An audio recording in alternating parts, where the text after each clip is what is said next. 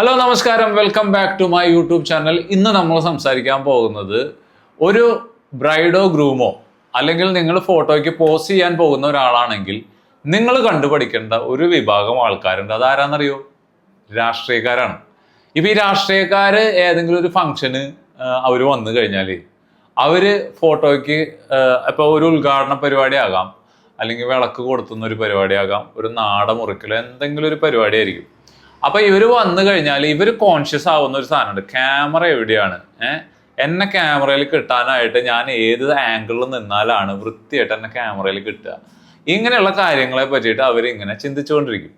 അപ്പൊ ഫോട്ടോഗ്രാഫറെ അവർ കണ്ടു കഴിഞ്ഞാൽ അവർക്ക് ഫേവർ ചെയ്തിട്ട് എങ്ങനെ നിൽക്കാൻ പറ്റും, എങ്ങനെ എൻ്റെ ഫോട്ടോ വൃത്തിയായിട്ട് ഈ ക്യാമറയിൽ കിട്ടും എന്നുള്ളതിനെ പറ്റിയിട്ട് അവർ ആലോചിക്കാറുണ്ട്.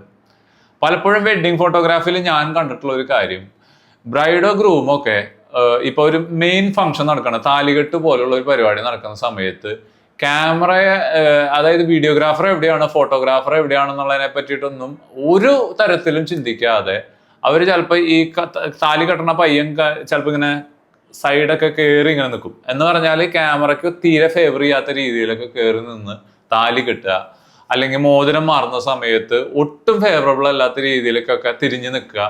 അപ്പം അവര് ആ ഒരു സാധനത്തിൽ മാത്രമാണ് ശ്രദ്ധിക്കുന്നത്, ആ മോതിരം എങ്ങനെ കറക്റ്റായിട്ട് ഇടാം എന്നുള്ളതാണ്. നമ്മൾ ആലോചിക്കുക, ഒരു മോതിരം ഇടുക എന്ന് പറയുന്ന അത്ര വലിയ പരിപാടിയാണോ? പക്ഷെ ഈ ഇവന്റിന്റെ ഇടയിൽ ഇവർ ഭയങ്കര കോൺഷ്യസ് ആയിട്ട്, ഭയങ്കര ടെൻസ്ഡ് ആയിട്ട് ഈ സാധനം ബാക്കിയുള്ള പരിസരം മുഴുവൻ ബ്ലാക്ക് ഔട്ട് ആയി പോകും. അപ്പൊ ആ സമയത്ത് സംഭവിക്കുന്നത് ചിലപ്പോൾ ഫോട്ടോഗ്രാഫർക്ക് പറഞ്ഞു കൊടുക്കേണ്ടതായിട്ട് വരും, അല്ലെങ്കിൽ ഒന്ന് ശബ്ദത്തിൽ സംസാരിക്കേണ്ടതായിട്ടൊക്കെ വരും. അപ്പോ ഞാൻ പറഞ്ഞു വന്നത്, നമ്മളുടെ ഒരു ഇവന്റാണ് നടക്കുന്നത്, കാലാകാലങ്ങളോളം നമ്മളുടെ ആൽബത്തിൽ ഇരിക്കേണ്ട ഒരു ഫോട്ടോയാണ്. അത് വൃത്തിയായിട്ട് കിട്ടണം എന്നുണ്ടെങ്കിൽ നമ്മളും കൂടി സഹകരിച്ചാലേ നടക്കുള്ളൂ. ഫോട്ടോഗ്രാഫറുടെ എഫേർട്ട് ഇല്ല എന്നല്ല ഞാൻ പറഞ്ഞത്, അതിനൊരു ലിമിറ്റേഷൻ ഉണ്ട്. നമ്മുടെ ഭാഗത്തു നിന്ന് യാതൊരുവിധ സഹകരണവും ഇല്ലെങ്കിൽ ഈ പരിപാടി ക്ലീൻ ആയിട്ട് നടപടി ആവില്ല എന്നുള്ളതാണ്. അപ്പൊ അതുകൊണ്ട് ഞാൻ സജസ്റ്റ് ചെയ്യാറുള്ള ഒരു കാര്യം, നമ്മളെപ്പോഴും ഈ ഒരു ഇവന്റിനെ പറ്റിയിട്ട് ഫോട്ടോഗ്രാഫർ എവിടെയാണ് നിൽക്കുന്നതിനെ പറ്റി ഇടയ്ക്ക് ഇങ്ങനെ ഒളികണ്ണൊക്കെ ഇട്ട് ഇങ്ങനെ നോക്കിക്കൊണ്ട് നിൽക്കണം. ഇയാൾ എവിടെയാണ് നിൽക്കുന്നത്, എൻ്റെ ഫോട്ടോ എടുക്കാനായിട്ട് ഇയാൾ കറക്റ്റ് ഫ്രെയിമിലാണോ ഞാൻ നിൽക്കുന്നതൊക്കെ ഒരു നമ്മുടെ ഒരു മനസ്സിന്റെ പുറകിൽ എവിടെയെങ്കിലും ആ ഒരു ചിന്ത ഇങ്ങനെ സ്പാർക്ക് ചെയ്തുകൊണ്ടിരിക്കണം. അപ്പോൾ അത് നമ്മൾ ആദ്യമായിട്ട് ക്യാമറയുടെ മുമ്പിലൊക്കെ വന്ന് നിൽക്കുമ്പോൾ അത് അത്ര ഈസി അല്ല. പക്ഷേ നമ്മളൊരു വെഡിങ്ങിന് വേണ്ടിയൊക്കെ പ്രിപ്പയർ ചെയ്യുന്ന സമയത്ത് ഈ ഒരു കാര്യം കൂടി ഒന്ന് പ്രാക്ടീസ് ചെയ്യാനായിട്ട്, ഒന്ന് റിഹേഴ്സ് ചെയ്യാനൊക്കെ ആയിട്ട് ശ്രമിച്ചാൽ നന്നായിരിക്കും. ഇപ്പൊ നോർമൽ കേസിൽ ഇപ്പൊ ബ്രൈഡും ഗ്രൂമും ഇങ്ങനെ നിൽക്കാന്ന് വിചാരിക്കും, നിങ്ങൾക്ക് അഭിമുഖമായിട്ട് നിൽക്കാന്ന് വെച്ചാൽ ഫോട്ടോഗ്രാഫർമാര് സാധാരണഗതിയിൽ റൈറ്റ് സൈഡിലാണ് നിൽക്കുക. എന്ന് പറഞ്ഞാൽ ഈ കൈമറയാത്ത രീതിയിൽ ഫോട്ടോ എടുക്കാനായിട്ട് ഇപ്പുറത്തെ സൈഡിലാണ് നിൽക്കുക. അതായത് ബ്രൈഡിന്റെയും ഗ്രൂമിന്റെയും റൈറ്റ് സൈഡിലായിരിക്കും നിൽക്കുക. അപ്പോൾ നമുക്ക് മിക്കവാറും മിസ്സാവാത്ത രീതിയിൽ സേഫ് ആയിട്ടുള്ള പടങ്ങൾ കിട്ടും. ഇനി ഒരു അഡീഷണൽ ഫോട്ടോഗ്രാഫർ ഉണ്ടെങ്കിൽ ഓപ്പോസിറ്റ് സൈഡിലായിരിക്കും നിൽക്കുക, മറ്റൊരു ആംഗിൾ അത് ക്യാപ്ചർ ചെയ്യാൻ വേണ്ടിയിട്ടായിട്ട് ആ ഫോട്ടോഗ്രാഫർ അവിടെ നിൽക്കുന്നുണ്ടാവും.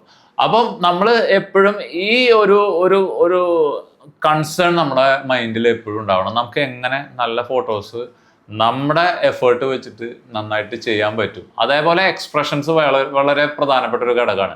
പ്രത്യേകിച്ച് ഏതെങ്കിലും ഒരു റിച്വൽ ഇവന്റ് നടക്കുന്ന സമയത്ത് പ്രത്യേകിച്ച് ഈ ക്രിസ്ത്യൻ വെഡിങ്ങിലൊക്കെ ഞാൻ കണ്ടിട്ടുള്ള പള്ളിയുടെ അകത്ത് ഇങ്ങനെ ഭയങ്കര സീരിയസ് ആയിട്ട്, അതായത് ഞാൻ പറയുന്ന അവിടെ കളിച്ച് ചിരിച്ച് നിൽക്കാൻ പറ്റുന്ന സ്ഥലമല്ല, പക്ഷേ നമുക്ക് ചെറിയൊരു പുഞ്ചിരിയോട് കൂടിയിട്ടൊക്കെ ത്രൂ ഔട്ട് ആ ഫംഗ്ഷനിൽ നിൽക്കാൻ പറ്റും. അറ്റ്ലീസ്റ്റ് ഫോട്ടോ എടുക്കാനായിട്ട് ക്യാമറയും കൊണ്ട് വരുമ്പോഴെങ്കിലും ചെറുതായിട്ടൊന്ന് ചിരിക്കാനൊക്കെ ആയിട്ട് നമുക്ക് സാധിക്കും. അപ്പോൾ ആ ഒരു കോൺഷ്യസ് ആയിട്ട് നിൽക്കുക എന്നുള്ളത് വളരെ ഇമ്പോർട്ടൻ്റ് ആണ്. പലർക്കും സാധിക്കാതെ പോകുന്ന ഒരു കാര്യം അതാണ്. അതുകൊണ്ട് തന്നെ പടങ്ങൾക്ക് ഒരു ലൈഫ് ഇല്ലാതെ പോകുന്നതായിട്ട് ഞാൻ കണ്ടിട്ടുണ്ട്.